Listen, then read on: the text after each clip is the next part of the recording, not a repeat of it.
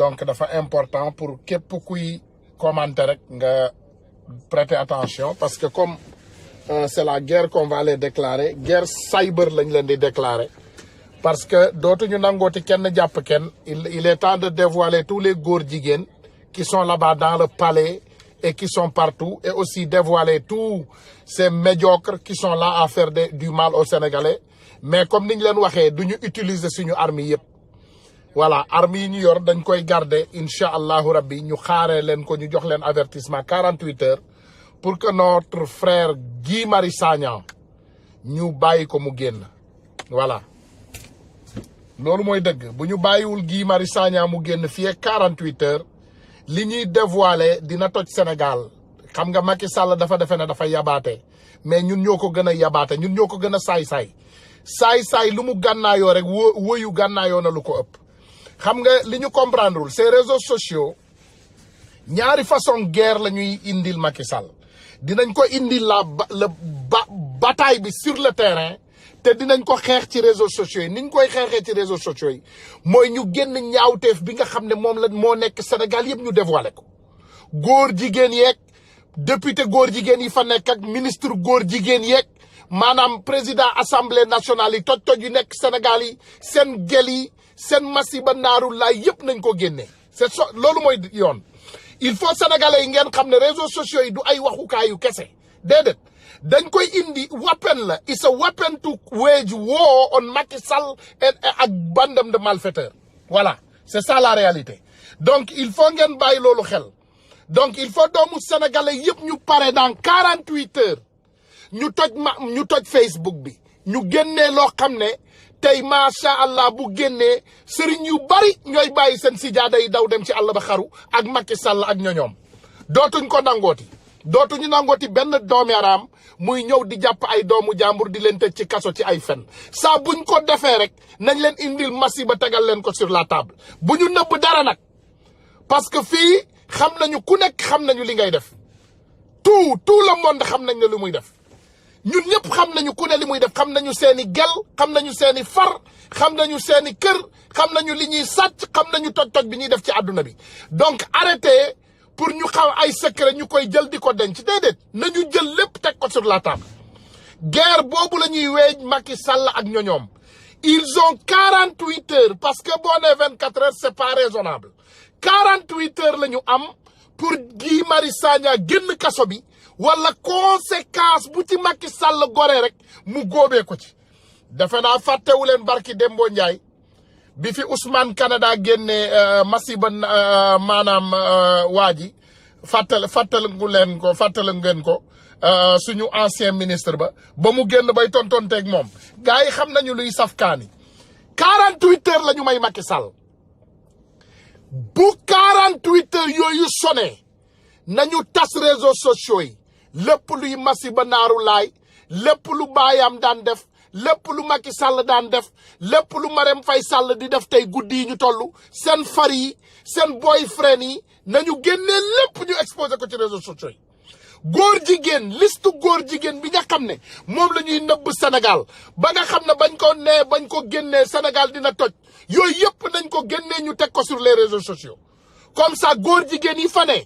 muy marabook muy kilifa diineek muy gouvernement ak muy képp ku fa nekk nga nekk saay-saay te ngay dox ci saay-saay du ñu génnee lu leer nag comme lépp loo xam ne dafa leer duñ ci wax mais lépp luy caay-caay loo xam ne mi ngi dox Sénégal ay compte bancaire yu lakkatoog ay caay-caay parce que il faut ngeen xam ne guerre il faut mu saf mondial parce que kiñ koy jëflanteel xamul yàlla bàyyi leen ay affaire yu yàlla ñu teg yëpp de côté ñu defante ñu jàkkaarloo ak Macky Sall loolu rek mooy wax il faut ñu jàkkaarloo ak Macky Sall ñu won ko banditisme bi nga xam ne moom lay doxee nañu dem guerre 2 niveaux la guerre ñaari niveau la premier la ñu doon daw fi mu ne nii comme Macky Sall xamul luy xamul yàlla ñu won ko exactement li nga xam ne ñu nit moom la ñu xam caay-caay nañ ko won banditisme am let's bring him into his game léegi Macky Sall retourné léegi mu retiré wu léegi mu bàyyi Sénégalais yi tranquille il faut qu'il arrête tous ces malfaiteurs qui sont au Sénégal toute l'association des malfaiteurs góor jigéen yi fa ne dafa bari Sénégal li fa ne ci góor jigéen dafa bari Macky Sall ci boppam xam nañ ko ba xam ay copains am lépp nañ ko génne teg ko sur la table bu ñu nangooti benn doomu xaram bu ñu nangooti benn doomu xaram bu ñu nangooti benn doomu yaram muy ñëw di maltraiter sénégalais yi buñ ko nangooti Guy Marius Sagna buñ ko génnewul fii 48 heures talibeek réseaux sociaux yi na fépp tas nañu génnee masiba naaru laay yi ñuy ragal yépp ñu exposer leen ko ci réseaux sociaux yi buñ leen suturaal de képp ku ci yor saaku indi ko yépp ñu exposer ko bu kenn nag comprendre leen dara vous les patriotes qui sont sur le territoire sénégalais yéen patriotes yi nga xam ne seen tànk mi ngi ci kaw territoire sénégalais bi parce que loi boo gis loi dafa am loo xam ne moo ko tënk dinañ leen jéem a faagaagal donc bu leen exposer dara à partir de là-bas bu leen exposer dara à partir de là-bas jox leen ñu ko ñun ñu exposer ko à partir d'ici nous on n'est pas sur le territoire sénégalais te ñëpp dinañ ko mën a partager ñëpp dinañ ko mën a gis c'est ça la réalité bu ñu nangooti benn doomu sénégalais benn doomu xaram bu ñu nangooti ñuy jàpp benn doomu sénégalais di ko tëj ci kaso bi Guy Marius Sagna c'est un fils digne du Sénégal man de moo ma gënal joueur u Sénégal yii tey yi nga xam ne ku ne jox nañ la 50 millions 59 millions ak loolu man moom moo ma leen gënal parce que au moins lui il est un patriote moom patriote la c'est ça la réalité Sénégal rek lay xeexal Guy Marius Sagna kenn fayu ko amul benn bénéfice ci xeexal Sénégal amul benn dërëm boo xam ne benn doomu aadama mën na taxaw tey ne jox nañ ko Guy Marius Sagna cette personne se lève di xeexal Sénégal kenn waxul Sénégal mi ngi célébrer nit ñaa ngi càkkaay Macky Sall nañu génne ay masibam yépp maa ngi leen di ñaan tous les patriotes dans le monde lépp lu ñu yor ci masiba 48 heures bu leen ko génnee nag balaa 48 heures ne le sortez pas avant les 48 heures parce que guerre dafay saf mondial nañ ko may 48 heures buñ ko mayee 48 heures bu ko génnewul nañu créer 100 000 comptes ci réseaux sociaux yi ñu génneel Macky Sall ak doomaraamam góor jigéen yooyu mu nekkal ñu exposer leen adduna yëpp gis leen parce que attention il faut savoir que 90% de ce gouvernement c'est des PD xam leen ne 90% laa leen wax ay góor jigéen lañu ñii ay góoru caapataat lañu ngeen baal ma ay góor jigéen lañu ah c'est des gays mbaa la ko wax ñii ngay gis noonu 90% de ce gouvernement c'est des PD ay góor jigéen lañu te bu soobee yàlla ku nekk dinañ la exposer sa far exposer sa copine lépp dinañ ko fa teg xale yi jigéen yi ngeen di mbubboo yépp dinañ ko fa teg duñu may kenn benn doomu sénégalais dootuñ ko mayati muy jàpp patriote yi di leen souffrir loo dootuñ ko may kenn man maa leen wax ne bépp doomu sénégalais brave bu gëm Sénégal incha allahu rabbi nañ leen jox ultimatum 48 heures bu génneewul doomu jàmbur bii ñu toj réseaux sociaux yi wan Macky Sall ne lu ñu mën a def rek mën nañu def lu ko raw fi mu ne ni dugal leen 4e ba 5e vitesse bu kenn ralentir que personne ne retourne derrière que personne ne ralentit guerre day saf mondial billahi Macky Sall bu ma fi génne ci 48 heures di nga xaru billahi wallahi tallaay ñun ñoo la waatal ne 48 heures lañ la may doomu jàmbur bi bu génnul xoolal sa montre alxamis di nga xaru alxamis lañ la wax Sénégal di nga fa xaru ñun ñoo la ko wax nga yaakaar ne Youssou Ndour amoon na lu ko naqari bi ñu tojee àdduna bi déedéet gisagul dara kii di Macky Sall kii di Youssou Ndour ak ñeneen 48 heures lañ leen may ultimatum bu Guy Marius Sagna génnul sëñ Bassirou Gueye góor jigéen billaay wallaay di ngeen xam ne lépp dëgg la 48 heures only 48 hours may ñu leen 72 heures bu leen neexee sax ngeen jël Guy Marius Sagna ngeen ne vendredi lay gis juge duñ leen ko may fii ba jeudi rek lañ leen may fii ba alxamis bu génnul kaso bi fii ak alxamis lépp lu leen dal lépp loo leen dégg ci réseaux sociaux yéen a ko teg seen bopp te di ngeen xam ne bu boobaa ndekete wax am na doole bu boobaa Macky Sall di nga xam ne wax am na doole di nga xam ne ay photo ak vidéo am na doole di nga xam ne ndeke technologie avancé na du ñu nangooti benn doom yaram muy jàpp ay doom digne des fils dignes du Sénégal di leen torturer ci ay yëfu doomaram dootuñ ko nangooti c'est fini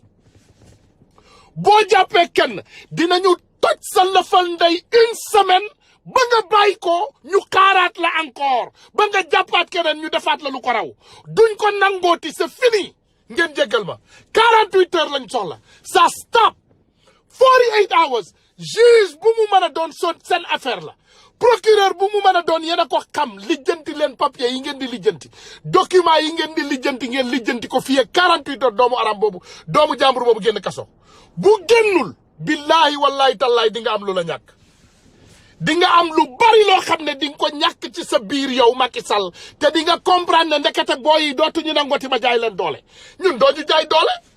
sa sàcc doomaraam yooyu nekk foofu nga mën leen tëj leen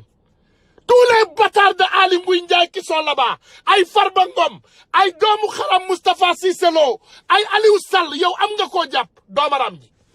tu es le plus merdant du Sénégal yow am nga koo jàpp yow Macky Sall koo jàpp jaaxalu la yow xam nga ne koo jàpp jaaxalu la bu dee koo jàpp rek am nga ñoo jàpp waaye jaayal doole defal lu la neex du ma génnee li nga xam ne moom laa war a génnee yëpp du ma yàq énergie bi nga xam ne moom laa denc yëpp du ma génnee masiba naarullaay yi nga xam ne moom la ñu dajale yëpp 48 heures lañ la may billaay listu góor jigéen dina exposé wu fii listu doomeram dina exposé wu fii listu infidèle dina exposé wu fii sëy yu yëngatu Sénégal dana bari te jeeg yi pare leen de seen jëkkër yi ñu bari ay góor jigéen lañu dinañ leen ko dévoiler bu keroogee ñu bari ci yéen di ngeen takk seen ay bagage départ parce que buñ leen waxee ba wax leen ay faru Aly Ngouille Ndiaye ak ku koy tëddee di ngeen comprendre ne ndekete lépp dëgg la buñ leen waxee ba wax leen ay faru Macky Sall ñi muy wéetal ci biir ne góor jigéen yi Macky Sall di wéetal buñ leen ko waxee ba ngeen gis preuve yi di ngeen comprendre ne ndekete ñii li ñuy wax xam nañ ci dara duñu sos de tout ce qu'on vous dira sera la vérité dinañu jël dëgg bi yëpp ñu exposé ko dootuñu mayati benn homme public xaw ma loo leen tuddee seen bopp benn doomaraam muy ñëw di jàpp ay doomu sénégalais di leen toroxal dootuñu leen ko may c'est fini képp ku fi jàpp doomu sénégalais nga toroxal ko léegi la ñuy faj sa kaa duñ la xaar ba beneen yoon déedéet duñ ko xaar Guy Marius Sagna bu génnul ci kaso bi 48 heures Macky Sall di nga am lu la naqari wallahi di nga jooy te sa waa kër yëpp dinañ jooy say doom de dinañu dem ba àdduna tukki dootuñu woneeti seen kanam public on te le promet même les copains de ta femme on va les dévoiler bu soobee yàlla 48 heures lañ la may on vous donne 48 heures et on vous donne rendez-vous 48 heures ngeen ñëw fii ngeen déglu lu masiba naaru laay yaayu Macky Sall ak masiba naaram 48 heures lañ leen may duñu mayati benn doomu sénégalais ak koo mën a doon ñun suñu yoon nekkul ci loo leen bëgg a defee seen bopp bu leen neexee taal leen seen bopp ngeen taal seeni limousine ngeen naan seeni sàngara loolu seen affaire la mais duñu mayati ngeen di ñëw di néewal doole doomu sénégalais yi nga xam ne xeex moo leen fi indi pour ñu xeexal Sénégal loolu c'est fini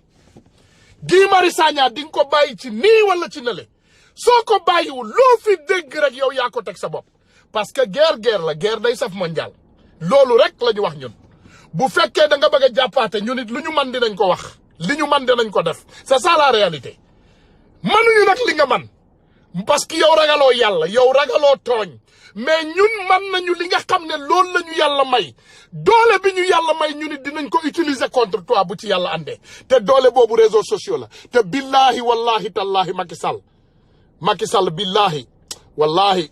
mets-toi en garde Guy Marius Sagna bu génnul dans 48 heures avertiroon naa la ko ci affaire u Assane Diouf fi mu toll nii guddi yi ñu toll yow nga doxoon mbedd taatu neen sax moo gënoon parce que on connaît même le centimètre de tes pini sa piines bi nekk sa tubéy sa 2 centimètres yi sax xam nañ ni mu toll ndax adduna yëpp xam nañ la tey te avertiroon nañ la ci taawu Assane Diouf nanguloo koo déglu on t'avertit du cas de ce frère qui est digne du Sénégal ce fils digne du Sénégal boo ko libéré wul lu la dal yaa ko teg sa bopp loolu mooy dëgg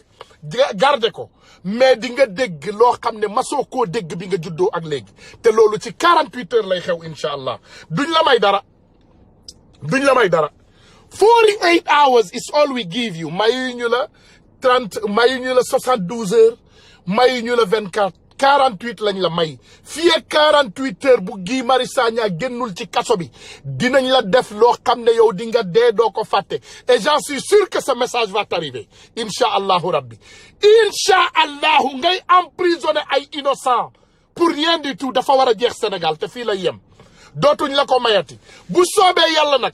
Mes frères et sœurs, soyons prêts. 48 heures, c'est la guerre contre Macky Sall. C'est la guerre des réseaux sociaux contre Macky Sall. Fu nekk ci àdduna bi Paris, Angleterre, Amérique, simultaneously dinañu ñëw Macky Sall. Te billahi wallahi tallahi bu kerogee xanaa fekke da nga xaru ba pare nga dee nga ba pare waaye bu fekkee deewuloo balaa booba incha allahu keroog lañ lay doggali. parce que doomeeraam bu mel ni yow waratul jiitu réew doomeeraam bu mel ni yow waratul nekk biir Sénégal doomeeraam boo xam ne yow néew ji doole ji ngay xool yow ñi nga ëpp doole yow la raison des plus forts rek ngay def li doomeeraam yi daan def école moom ngay def tey yow tey sa peuple jël la fal la doomu baadoola bu mel ni yow doomu nit ku tekkiwul dara peuple sénégalais bi jël la jox la lépp Macky Sall yow tey amoo loo leen di fayee budul ku wax nga jàpp ko dugal ko kaso ku wax nga jàpp ko tëj ko ku wax nga jàpp ko noot ko nga defee ne dag ñuy noppiloo you got a big mistake coming am nga mistake de bu soobee yàlla danañu Dakar sa ndey keroog jeudi ba nga xam ne que Dakar dana jeex Sénégal keroog dañ leen la xorom saaku xorom yëpp dana ñëwaat yëpp ay judduwaat bu soobee yàlla alxamis bii di ñëw Guy Marius Sagna bu génnul ci kaso bi ndox mu tàng beeg acide beeg lépp la ñuy këpp sa lëfal ndey duñ la may dara ngeen jéggal ma sawaay parce que tout simplement waxoon naa leen ko nee naa leen saaga dañ ko defar pour lan pour doomeeram yu mel ni Macky Sall ngeen jéggal ma saaga dañ ko defar saaga defar luñ ko ñëpp mais doomeeram yu mel ni Macky Sall ak Bassirou Gueye procureur bu Dakar ndeyam boobu ñooñu lañ ko defaral Guy Marius Sagna boo ko bàyyiwul fii ak alxamis dinañ la woon jinne di nga gis jinne ci réseaux sociaux yi da nga xam nga Youssou Ndour woyoon na ay réseaux sociaux fii ci taawu Assane Diouf wallahi billahi di nga gis lu ko raw xam nga Youssou Ndour génne na musique réseaux sociaux Macky Sall yow yaay toog sa biir néeg bu boobaa alxamis bu rombee ngay woy ay réseaux sociaux dinañ la jàpp dinañ la won ne que ñun doomu sénégalais yi dootuñ la mayati dara yow doom yaram nga on va rien te donner non moo yow doomu nit ku bon nga doomu nit ku baax duñ la mayati dara kenn du la may kenn du la may dara alxamis bu soobee yàlla alxamis ngay xam ne lépp dëgg la tey lancement la li ngay dégg ni yëpp Macky Sall jàpp ko film bu ne am na lancement film dafa am lancement lii lancement la bu ci yàlla àndee alxamis wallahi billahi tallahi di nga xam ne lépp dëgg la bu Guy Marius Sagna fanaanee ci kaso boobu alxamis yow ci armeer yi ngay fanaan parce que ñun dinañ la rey we will kill you ñun dinañu rey sa cerveau yow doom yaram nga yow doo nit ku baax xamuloo ku baax jegewuloo ku baax ngeen jéggal ma sama nit ñu baax ñi laay waxal waxuma comme ay doomeeraam yoo xam ne yu mel ni Macky Sall yu nekk Sénégal sama mbokk yu baax yi may dégg may wax lu jéggi dayoo c'est tout simplement nous on est des fils dignes du Sénégal et on est des patriotes du ñu bàyyeti benn doomeeraam di fi ñëw di néewal doole ay doomu sénégalais loolu mënatul am c'est pas possible loolu jeex na loolu c'est fini voilà c'est fini voilà donc li xew ba xew bu soobee yàlla incha allahu rabbi alxamis bu ci soobee yàlla Macky Sall di nga xam ne lépp dëgg la yow ak ñi ànd ak yow préparé leen ko rek bu soobee yàlla alxamis di ngeen am lu leen doy alxamis dinañ leen teel a alerter bu soobee yàlla ñu joxante rendez-vous ñun ñëpp à 15 heures de New York xaw ma defe naa boobu GMT moom mooy 19 heures 19 heures heure Sénégal alxamis bu soobee yàlla ñun ñëpp nañu pare explosion yi nga xam ne dina am ci réseaux sociaux yi histoire lay doon is going to be history in the history of Sénégal histoire la jour boobu dinañ ko bind ci jour archive bi bu soobee yàlla parce que dootuñu nangooti nous c'est fini parce que pour toog doomu sénégalais bu wax nga jàpp ko dugal ko ci kaso bi doomu sénégalais bu def lu dul naka si noonu wala bu wax lu dul naka si looy yow lu la arrangé wul nga jàpp ko dugal ko yow nga yor sa ay gànnaay sa ay caga doomeeraam yu tekkiwul dara nga leen di dugal ci réseaux sociaux yi ñu ñuy saaga ay Yaata Mbaye Yaata Mbaye doomu cottu ndem boobu kooku kan la war a génn di ko saaga doomu caga boobu kooku war naa génn di saaga Guy Marius Sagna kooku ndeyam daa sëy kooku xam na luy sëy ndey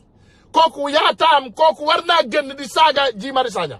kooku ndeyam dafa xam luy sëy ba muy saaga ndeyu Guy Marius Sagna doomi araam yu mel noonu nga jël jox leen la xaalisu riba Sénégal bi xaalis bu araam bi ñuy génn di wax doomu jàmbur yi lu dul ndaka si noonu Yaata Mbaye kooku kii la ñooñu ñooy exemple ñooñu exemple réew lañu doomi araam yu mel noonu exemple réew lañu Guy Marius Sagna lim leen wax bu leen naqaree réglé leen ko doomi araam yi tabax leen ay hôpital Sénégal yoo xam ne doomu Sénégal yi dinañ ci faju ba dootu leen dem Bordeaux di fa fajoo ji voilà TER bii nga ñu fi indil train express régional bii nga fi indi dóorkat bi nga doon dóor sénégalais yi nga indi fi train express régional pour nax ñu Cissé Lo génn na fi barki démb nee na moom il est un escroc reconnu Aliou Sall sa frère doomeeraam ji génn na fi barki démb teg loxoom ci alxuraan ci ay duul yow sa oto bi takk na fi barki démb ndax ay duul nga ba takk waaye nga defe ne ñun loolu yëpp yëguñu ko bu fekkee da nga defe ne da ngay nax sa bopp ngay nax mais ñun mënuloo ñu nax ñun dañuy lutter contre yow billahi dinañu guerre contre yow ba yàlla jëlee la Sénégal duñ la may dara nag duñ la may duñ la labal duñ la abal dinañu tegal sa ndey ba nga génn Sénégal boo génnee Sénégal ñu ànd ak yow aussi ñu jongal leen ba ñu génn fa c'est ça la réalité duñ la mayati dara duñ la mayati dara duñ la ko mayati duñ la mayati dara we are not going to give you anything anymore pour ñu toog fii doomu sénégalais yi nga leen di noot di leen def lu bon di leen souffrir loo yow xanaa ragaloo yàlla bu ma fi toogee sax ne ragaloo yàlla man maa yab yàlla parce que yow xam nañ ne ragaloo yàlla we know you don't fear Allah parce que ku ragal yàlla dina ragal ak Guy Marius Sagna lu mu la def qu'est-ce que Guy Marius Sagna a dit de malheur wax leen ma ko ma dégg ko Ousmane Tanor Dieng fan la dee mais Guy Marius Sagna lu mu wax Ousmane Tanor Dieng ñaata at la def ci gouvernement Sénégal Tanor ñaata at la fa def mais il n'a pas menti mais c'est une honte yan doomeeraamu Afrique yi rek ngay gisee loolu tubaab yi sax xasee nañ leen ko xanaa yéen amu leen jom yow tey Sénégal nga waroon fa tabax ay hôpitaux yaa ngi sàcc rek di duul rek di dajale nga defe ne loolu mooy yóbbu réew kanam duul nga ba Sénégal tas waaye incha allahu rabbi yow sa bakkan du ko fekkee alxamis lañ la may alxamis dootuñ leen may benn centimètre alxamis cagatu gi ngeen nekkee li ma bañoon génne yëpp dina génn alxamis képp kuy xaritu Macky Sall sa cagatu bi ngeen doon def Amérique képp ku fi nekk ak li ngay def ak seen affaire góor jigéen yi yéen ñëpp dinañ leen dévoiler alxamis fii ak alxamis nag du ma jël téléphone jarumaa woo jarul woote jarul neexal jarul tàppale jarul def dara parce que du ma wuyu kenn je ne vais répondre personne d'ici jeudi ci ubbi rek la ñuy génnee ubbi affaire yi rek la ñuy génnee bu soobee yàlla alxamis moom génnee lépp lañ fiy def dévoiler lépp amul kenn koo xam ne dinañ la baal yow Macky Sall yow boo dul doomeeram ana Bun Joon fan la dem fajuje yow boo dul doomeeram Moustapha Niass ak ñooñu nga àndal yëpp yow boo dul doomeeram Macky Sall ban hôpitalu Sénégal ngay fajoo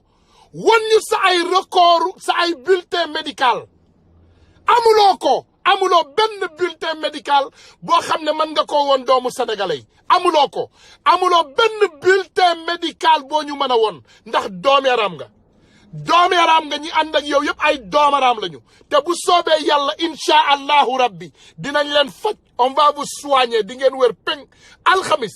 feebar bu leen mën a jot ci àdduna bi di ngeen wér seen affaire góor jigéen yëpp dinañ ko génnee liste yi dinañ ko dévoiler duñ ci nëbbati dara duñu bàyyi dara amul dara loo xam ne dinañ ko desal Guy Marius Sagna daal moo leen di xañ jàmm bu soobee yàlla Guy Marius Sagna bu génnul alxamis lu dal doomu sénégalais yaa ko teg sa bopp ku fa am cardiaque xam leen ne góor jigéen a ma ko jox cardiaque Tunkara reyu ko reyu ma ci kenn cardiaque yi dina bari nag fi mu ne ni hôpital yi fan yi dinañu bari ay malade mais bu soobee yàlla duñ leen mayati dara c'est fini parce que doomu jàmbur boobu defu leen dara il n'a rien fait il n'a rien dit de mauvais c'est ça la réalité voilà doomu jàmbur boobu amul kenn ku mu def dara da ngeen di xool ragalu leen yàlla doomu sénégalais buy waxati tey day jooy tey amul doomu sénégalais. Hier j'ai parlé à ce petit frère il avait les larmes aux yeux ay xale yu ndaw sax dañuy jooyal Sénégal tey beneen déception bu ma am te je vais vous mettre en garde xaw ma ay footballeur ngeen xaw ma ay tëlkatu bal ngeen dama leen di def en garde ñun bëgg nañ leen en tant que citoyen sénégalais on vous aime beaucoup waaye ku fi génn di jéem a défendre Macky Sall danañu téegal sa ndey dañ leen di wax lu leer ngeen dégg ko xaw ma footballeur ngeen xaw ma ay joueur ngeen xaw ma yan façon imbécile ngeen xaw ma ko voilà ku fi génnati ngay jéem a défendre Macky Sall dinañu solal sa ndey kilote bu bees parce que ay doomaram ngeen yéen boo leen gëmoon Sénégal boo leen bëggee Sénégal gis ngeen Sénégal métit bi fa nekk kenn dina génn di jéem a défendre Macky Sall génn leen rek démb dégg naa Sadio Mané moom waxuma ak moom en direct parce que wóoruma li ñu wax mais xam naa ne dégg naa ne doomeeraam dégg laa def dégg ne dem na démb nee na moom day dem fële université di fa wax ay waxu dof dégg naa ko wóoruma parce que lu la wóorul doo ko wax mais bu fekkee loolu ñu wax dégg la frère régleel sa bopp man waa Casamance laa ni yow il faut régler yessi la siidulaanto dindin kendo kam malule ite famani bamal bebe bata kono yalo hani la sate silol mambetiya hani ekolo membe la sate kono itali akije ite ni la malbaliya yetenkun wole betiata dindingo katenkun ne asi ala sidulato yalla mo la taal yalla na la yalla continuer taal yalla may la ndam ci Sénégal waaye nga génn ci ay affaireu Macky Sall nga régler sa bopp loolu moo gën boo réglewul sa bopp dinañ la solal culotte bu bees loolu mooy dëgg bi na nga régler sa bopp on t'aime beaucoup on est très fiers de toi mais bul fi génnati ngay waxu Macky Sall c'est ça la réalité yow xam nga sa bopp xam nga sa dëkk ndax sa Macky Sall bu liggéeyoon yow doo def université sa dëkk doo tabax sa dëkk doo fa def ay hôpitaux donc bul ñu fontoo boo fi génnatee di fi wax ay waxu Macky Sall dinañ la solal kilote bu bees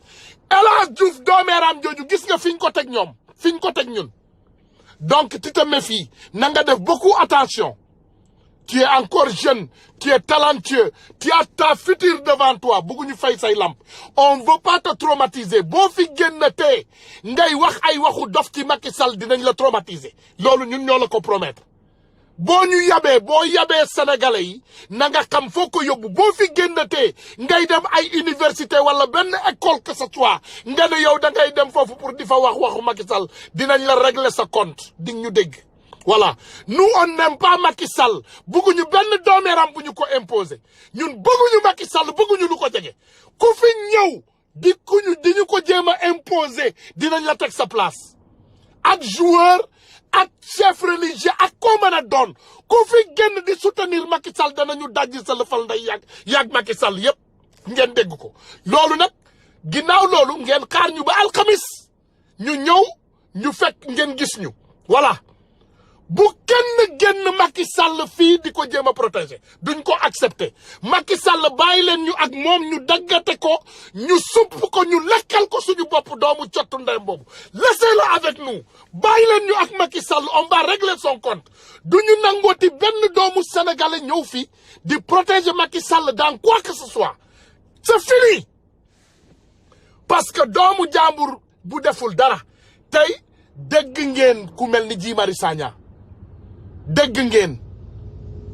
ngeen ku mel ni Guy Marius Sagna muy génn di xeexal réewam ngeen jàpp doomu jàmbur jooju di ko saaga ngeen jàpp doomu jàmbur jooju di ko maltraité ngeen jàpp doomu jàmbur jooju dugal ko ci biir kaso bi kooku mooy doomu Sénégal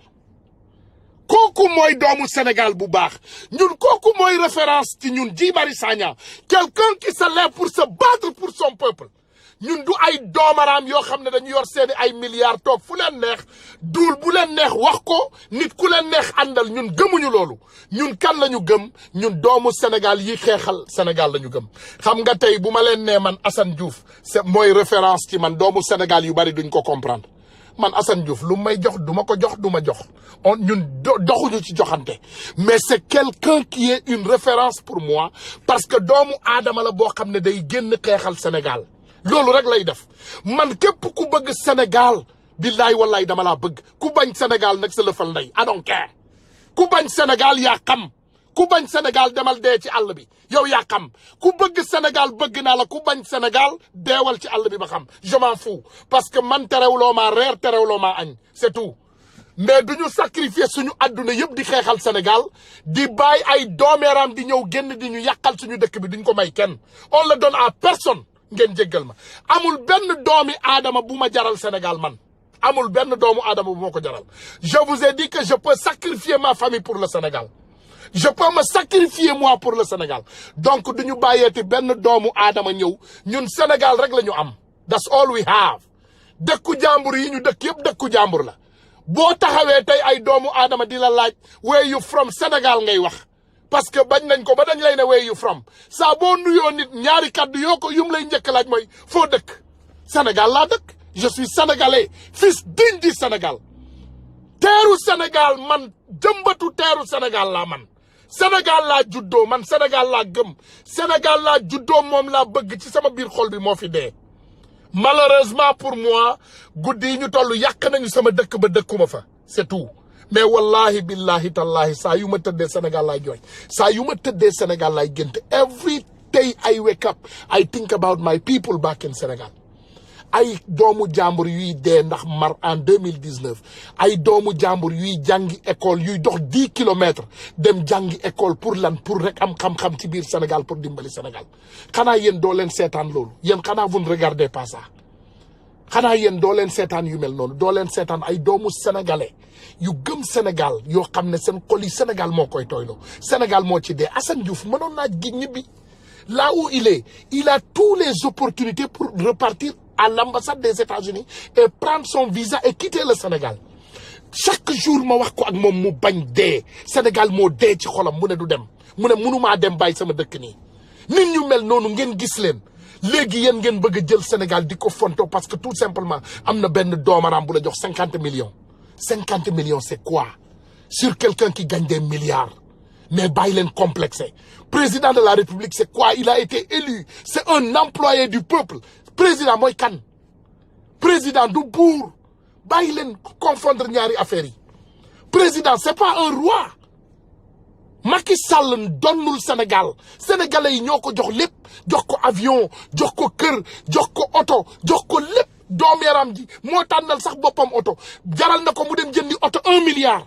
il n'était même pas conscient pour savoir que on habite dans un pays pauvre yéen sénégalais yi ngeen bëgg a toog fontoo seen réewu bopp toog caaxaan baaxul doomu nit ku baax du caaxaan nit ku baax du caaxaan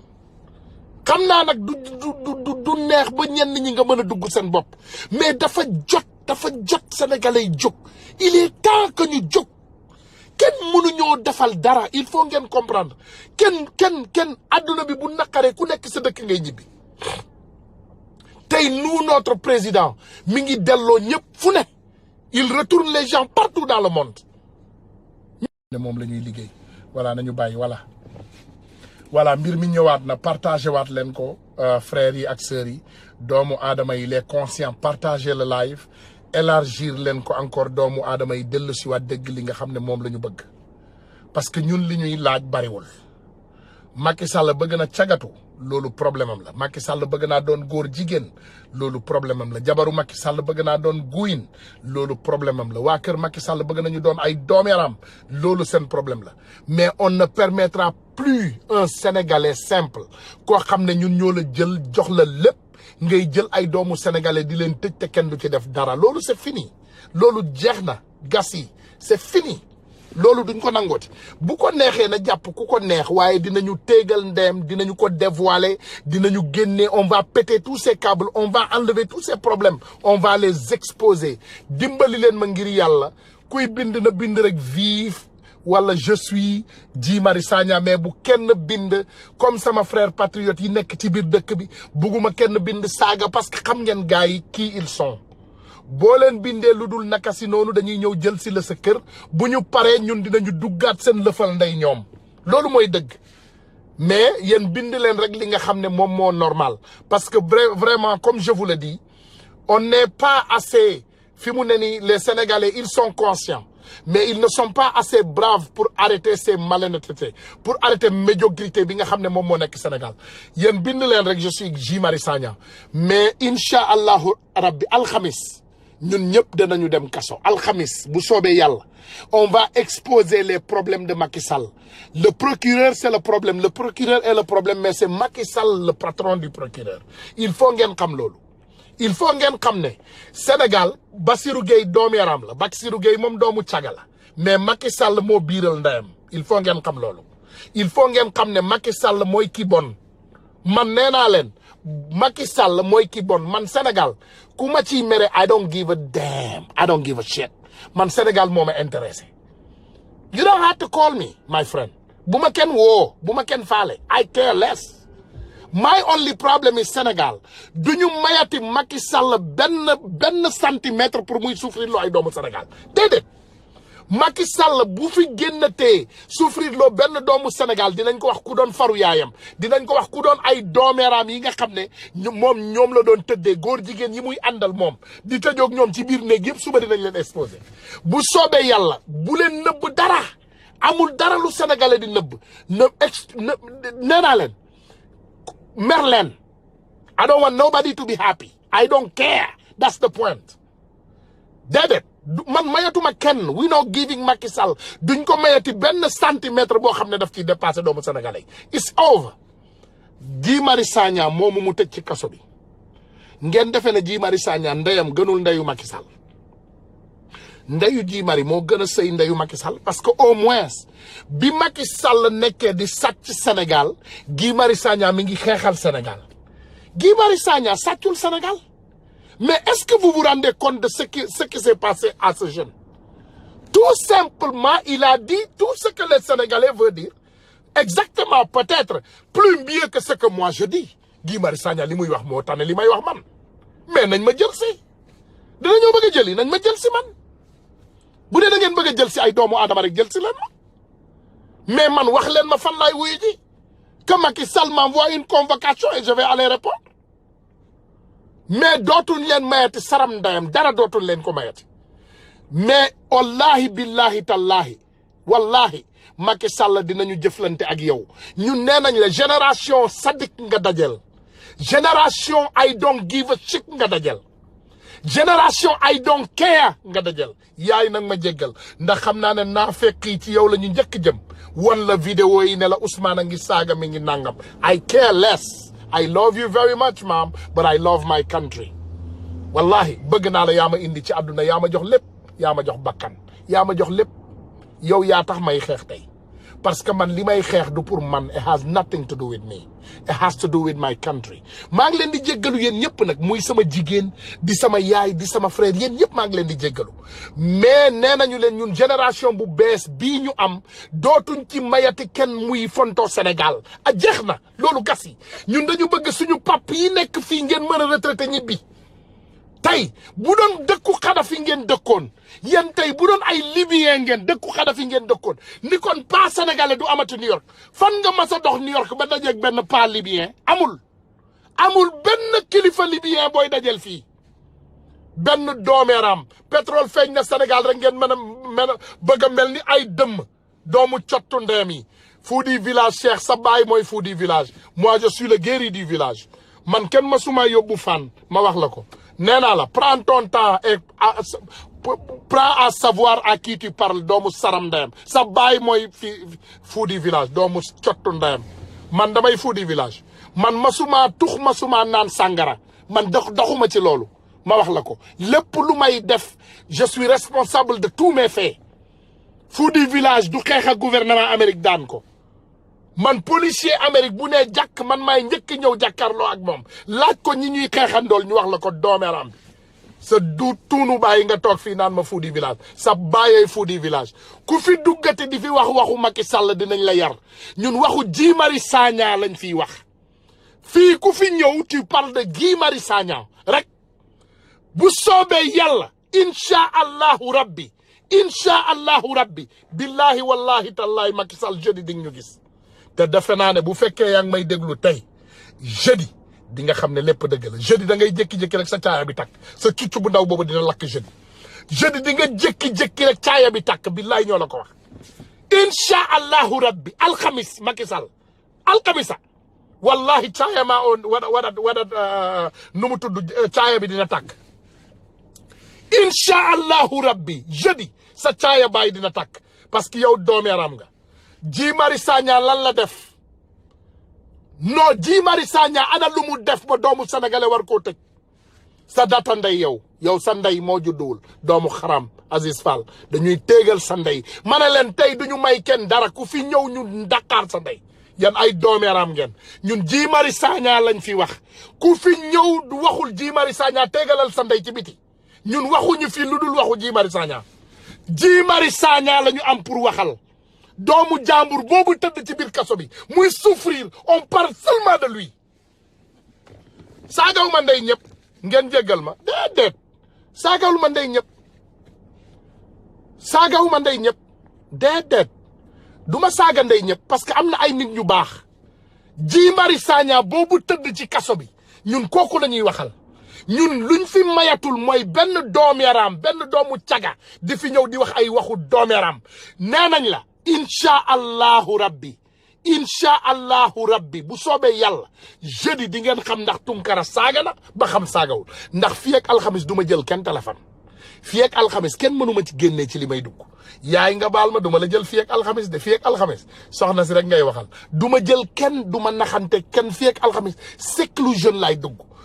jël sama ay liste góor jigéen teg ko sama loxo bi ak sama liste doomaraam bu soobee yàlla Macky Sall bàyyi na Guy Marius Sagna waaye wala dégg na jéyee Sénégal ñun ñoo leen ko promettre fii ak jeudi incha allahu dinañu guerre mondiale ak Macky Sall nee nañ la guerre day saf mondial soit ñu guerre wala góor jigéen bi nga tëdd sa kër ñun ñu tëdd suñu ay kër mais duñu mayati benn doomaraam muy ñëw di souffrir loo ay doomu Sénégal ça c'est fini ce cas est terminé au Sénégal dootuñ ko mayati kenn déedéet duñ leen ko mayati du ma fi toog du ma wuyu kenn téléphone ngeen jéggal ma wax naa leen ko jarul ku may woo jarul ku may lijjanti jarul ku may yónnee message fii ak jeudi du ma lijjanti kenn ku am daal ay liste góor jigéen génnee leen ko sama xarit yi xam ngeen ñi may wax y a quelques frères que je connais qui sont très proches ñun ñëpp ñoo jege ñooy xeex benn xeex bi du ma tudd seeni ay tour publiquement mais xam ngeen li may wax nañu génnee liste góor jigéen yi ñu partagé ko nañu génnee liste doomeeraam yi ñu partagé ko nañu leen dévoiler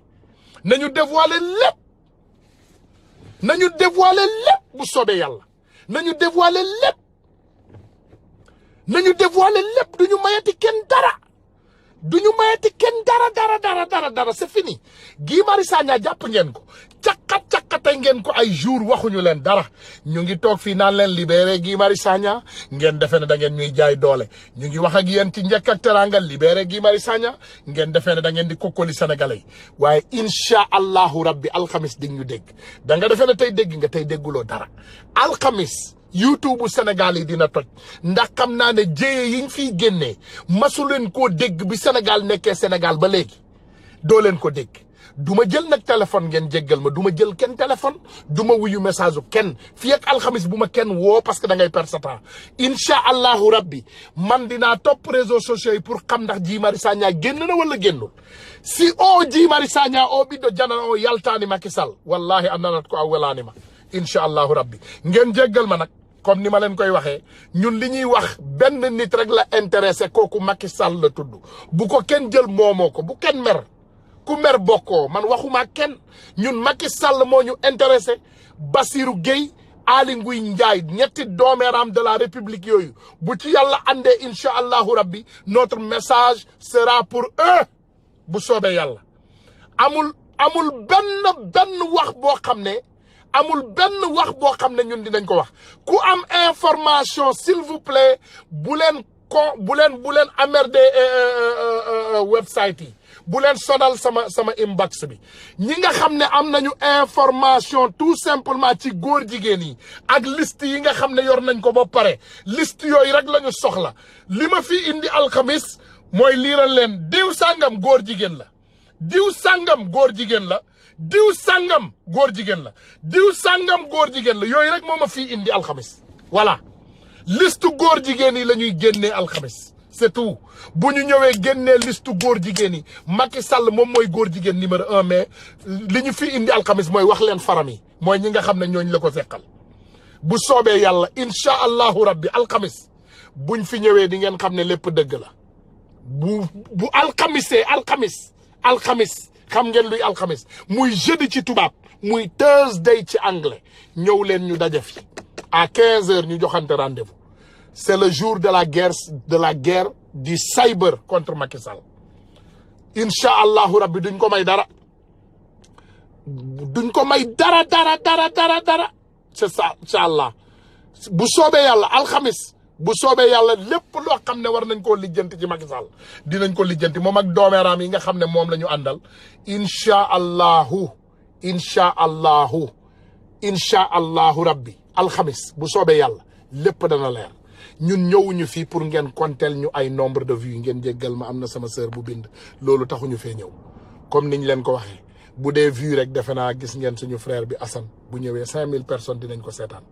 5000 personnes yoo xam ne daf leen di conscientiser ñun loolu du loolu rek moo ñu yëkkati bëgg nañu ngeen partager message bi mu yegg fu ne c'est ça la réalité dugal leen ko fu ne doomu sénégalais dégg ko parce que guerre bii daaneel Macky Sall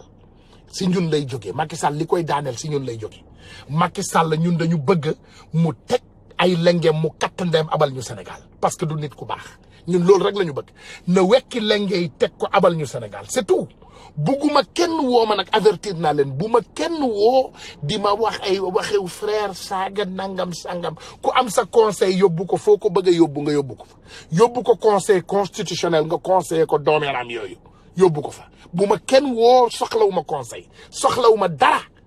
lépp loo xam ne man dinaa ko def man dinaa ko diggaaleeg sama borom bu ma amee pour jéggalu ko dinaa julli jéggalu ko bu ma tooñee sama borom dinaa julli jéggalu ko Guy Marius Sagna rek la ñu wax Guy Marius Sagna la ñu wax ne ñu bàyyi ko mu génn ci kaso bi new ma Macky Sall mu wax ma dara wala yónnee ma dara na free doomu jàmbur jooju nga xam ne Sénégal la gëm rek ñun li ñu intéressé mooy mu génne doomu jàmbur jooju su ko génnewul lu ko ci fekk moom lu ci góor na ko ci góob c'est tout ngeen jéggal ma bu baax jéggalu naa leen maa ngi leen di balu ak parce que vraiment defe naa temps bi ngeen di jël rek pour déglu ñu c'est quelque chose d'important parce que nit man ngaa wax kenn bañ laa déglu waaye yéen ñii may waxal te ngeen di sama ay doomu ndey dafa am lu ma digle ak yéen nee naa leen du ma mësati toog ñuy souffrir loo benn doomu sénégalais may toog sama kër di nelaw moi je dors pas peut-être que tout le Sénégal dort man mënumaa nelaw guddi parce que Guy Marius Sagna c'est un de nous c'est un de nos frères naqar biñ koy teg kuñ ko teg sa frère doo ko nangu donc duñu nangu Aliou Sall moo war a nekk ci kaso Sénégal bi tey doomeeraam jooju ana Aliou Sall ci kaso bi Eva la diva Coly non c'est pas grave nga jéggal ñu kiiwuñu waxuñu pour wàññi leen déedéet du loolu mais comme ni ma leen waxee Aliou Sall ana mu tey ana Aliou Sall tey il est où Aliou Sall il est libre keroog bi mu génnee dem di dafa ñëw di jaagare di ñu reetaan il rigolait des Sénégalais le fils digne qui se bat pour le Sénégal lui les Sénégalais disent que boo leen bëggee déglu doomeram mais bàyyi leen ma déglu loo leen ay doomeram comme yéen da ngeen bëgg a déglu ay doomeram rek mais attends je vous fais écouter des bâtards au Sénégal mais il y a beaucoup de doomeram mais Sénégal ay doomeram moo fa am yu bari ay doomeram yu bon yoo xam ne respecté wuñu kenn mais quand même naka ngeen di toogee ñuy xool ay doomeram yu mel ni ay nit yu tekkiwul dara attendez da ngeen bëgg a déglu ay imbécile rek ñu déglu loo leen ay imbécile baal leen ñu excusez-moi s'il vous plaît excusez-moi s'il vous plaît baal leen ma excusez-moi pardonnez-moi dama leen bëgg a déglu loo ngeen déglu bu dee ay doomeeraam rek ngeen bëgg a déglu Sénégal ñi ñu fa war a jàpp bari mais j'en suis sûr et certain que c'est pas Guy Marius Sagna parce que yabaate paasewul yow nga toog ci dëkk di déglu ay imbécile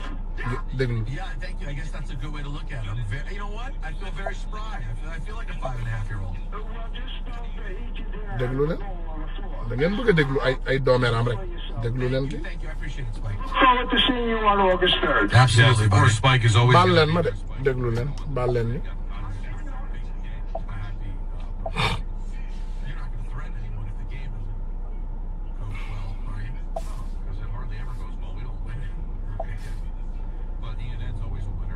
baal leen ma de gars yi baal leen ma ngeen jéggal ma tuuti rek. baal leen je m'excuse hein. Excusez-moi.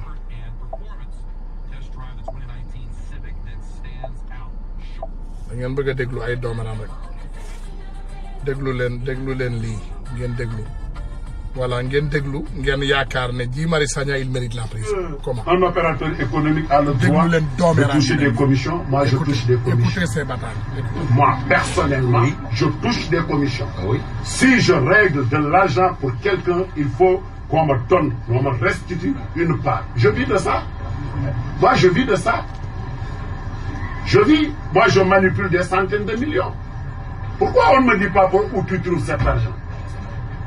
Posez-moi la question. Pourquoi poser ça à l'URSSAF? On peut me donner, je peux recevoir des commissions. Yéen a ngi dégg doomeeraam yi ñëw di défendre Aliou Sall xool leen sa fils bi écoutez sa fils. dama bëgg ñu wax ma rapport bii am na wala amul ndax am na Sénégal inspecteur général d'État bu ñuy woowee Gallo Samb ak Oumar Sarr. Il dérange. rapport bii président de la République mais jotu ko depuis 2012 waaye nag jot na rapport bu Khalifa Sall mu tëj ko ci kaso. déedéet xaaral rapport bii ñuy nëbb dañuy menacé nit yi mais ku ñu jàpp ak rapport yi damay daaneel. yow non seulement sa temps dafa guddoon mais wax nga ñaari yoon ci sa temps. musul manqué de respect écoutez sa wax ñetteel yoon ci sama temps. écoutez comment il est correct. te bi nga koy def maa ngi ne pàcc ndaxte kii mooy diriger du man. donc di nga souffrir. waaw mais di nga souffrir parce que di nga souffrir. ma ne rapport bii. moom ngay laajte. président de la République ne gisu ko jotu ko depuis 2012. rapport bii xaarul BBC xam nga rapport bi lu mu wax. waaw ba pare dégg naa ñu ne ku yore rapport dañ la jàpp. président dañuy xool ki ko génnee. ki ko génnee la ñuy xool voilà. bu fekkee président ba léegi jotu ko. na ma woo ma indil ko. xaaral déedéet. non xaar ma daaneel. rapport bii xaar ma daaneel. rapport bi dafa wax. proposition une. Écoutez. rapport bi. Écoutez ce proposition une. ministre en charge du secteur pétrolier.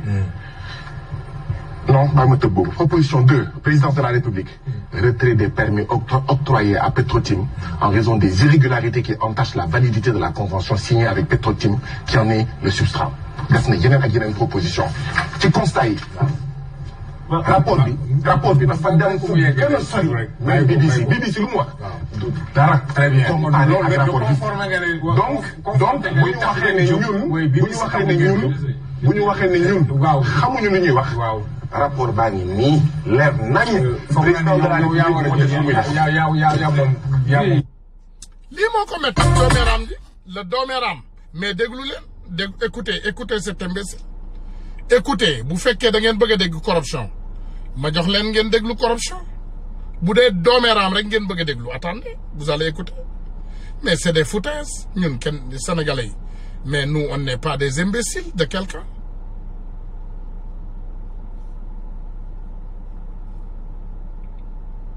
déglu leen rek may leen ma tuuti rek ngeen xaar ma déglu loo leen ces imbéciles d'État ngeen xool yan façon nit lañ ko digaaleel yan façon nit lañ ko digleel ñii duñu nit ñii c'est pas des personnes que quelqu'un doit kii ñii jaruñu door sa dooma doomu xaram yi ñii dañoo jarul kenn door sa doom parce que des imbéciles comme ça qui dirigent un pays soo waxee ñu jàpp la soo waxee ñu saaga la soo waxee ñu saaga sa ndey ñu wax lu leen neex ay doomeraam yu mel nii waa ji sant Mbaye l'imbécile là qui sort là-bas ah ay doomeraam yu mel noonu ñooy génn di saaga nit ñi ah di saaga déglu leen écoutez cet imbécile écoutez ce médiocre c'est que Boudil dafa am loo xam ne moom xam na boobu il était ministre de l'énergie. déglu leen sama oto lañ dugg. dafa ànd ak mu dugg sa oto yow. sama oto lañ dugg laa wax. moom ministre li ma waxante ak moom ñun ñaar li ñu waxante xam na ko. te temps bu ko weddee. ñu xam. mais après dafa am xaalis. dafa am fi ñu demoon waxtaane waxu xaalis la ñu waxtaane moom xam naa. après nga jël mu xaalis la ñu waxtaane. jël na moom nga ne jël na moom jël naa. maa la wax loolu. man maa la wax loolu. ku nekk jël. Thierno Alassane jël naa maa la wax loolu. jël na daf mënu wax jëlul. boo xëy ne jëlul dinaa wax montant bi dinaa wax ki ko jox. waaw moom te soo gisee waxuma sax ki ko jox. waaw. kooku dama ko respecté loolu mais bu du woon loolu dinaa wax ki ko jox montant bi ma jël ma wax ko montant bi ma jël ma wax ko man du ma wax sax li ma jël maa ngi xaar ba mu tontu boobaa ma leeral ñaar yëpp li ma jël dinaa ko wax li mu jël dinaa ko wax man dinaa ko wax. waaye Fatou li nga wax nii rëy na nii. waaw rëyul dara dama parce que xam nga nit da ngay assumer loo def. comme du sàcc du détournement.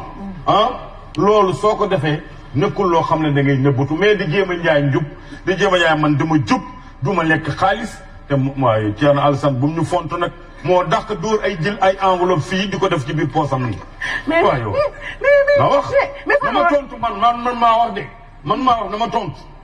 maa ngi xaar tontam dinaa wax montant bi et dinaa ko. te yéen seen montant bi montant bu ndaw yéen ñu dugal ay 100 millions dinaa ko wan ne ay milliards ngeen jël. du ma renseignement généraux. waaw mais dinaa wax. xam nga li xew en dehors du montant bi mu jël dinaa la wax même les numéros des billets d'argent bi mu encaissé man maa lay wax loolu. yoo xam nga numéro billet d'argent dafa xóot xam nga loolu. dama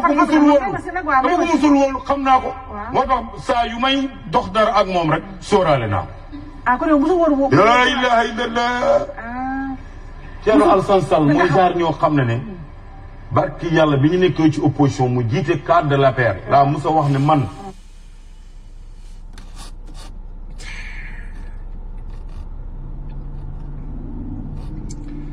léegi ngeen jéggal ma lii defuma ko sax pour manquer respect mais ngeen déglu genre doomu araam yi nga xam ne moo am APR ngeen xam ne aussi am na ay nit ñoo xam ne man duma leen ne nit ñu bon parce que doomeeraam nit boo àndeek doomeeraam ba nga xam ne doomeeraam la tu te retires ngeen déglu mbay pexe xaw ma mbay pexe. sant yàlla julli ci yonent bi. déglu leen sant Sëriñ Tuubaa Mbàkke ma tax nu tal ko. je respecte voilà je respecte. yéen talibé Sëriñ Tuubaa yi nga xam ne man bi ma yàlla bind Sëriñ Tuubaa tax yéen rek laa. déglu leen lépp lu ngeen gis ci man te neexu leen bu ngeen ma ko waxee danaa ko bàyyi. li ngeen gis ci man nag man du ma seetaan sax football Sëriñ Tuubaa rek laa xam. damaa génn di dem nit ñi kar sama oto ak ni ñu ma xamee ma ne ci kanam oto bi ba am ku ma jox benn drapeau ni ma yëngal ko ma seli leen wax njiitu réew mi lu baax ndax man ñëpp laay wax lu baax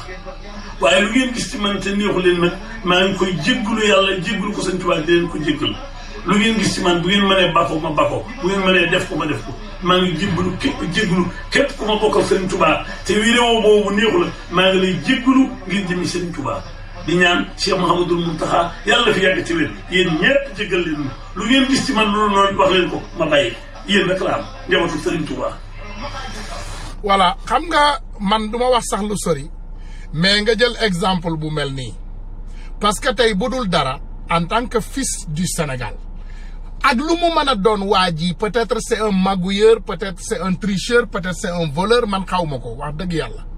mais lan moo xew. bi caaya bi tàngee bi réseaux sociaux yi tàngalee caaya bi il est sorti il a demandé pardon parce que réseaux sociaux yi moo tàng les réseaux sociaux c'est un outil de guerre la bu ñu mayati benn doomeeraam di ñëw di manquer respect Sénégal ku ko def nañu dal sa kaw Selbé Ngom keroog dafa jommi man maa ko seetaanal sama bopp defe naa boobu tamit mi ngi fii bu ma juumul Selbé Ngom bi mu génnee mu ne gars yi yéen a ko ne woon patriote attends defe naa Selbé Ngom bi moo nekk ni écoutez baal leen ma voilà mi ngi ni damn Selbé Ngom bi moo nekk nii mais nanguwul takk xaaral attendez déglu leen Selbé Ngom déglu leen Sénégal ci sama loxo dama Sénégal ci sama loxo dama jéggal leen ma de xawma lu tax Selbé Ngom bi nanguwul dem attendez-moi une seconde ma kii ko baal leen ma ma tegal leen bu Selbé Ngom bi xam nga Sénégal ci sama loxo dama anyway nanguwul dem parce que xam naa moom dafa rax comme ni ko gars yi di waxee lii am importance mooy mes frères et sœurs alxamis nañ fi daje alxamis buñ fi dajee xam leen ne guerre rek moo ma fi indi ku mënul déglu loo xam ne alxamis dafay metti sa ay nopp wala daf lay sonal bul dugg de képp koo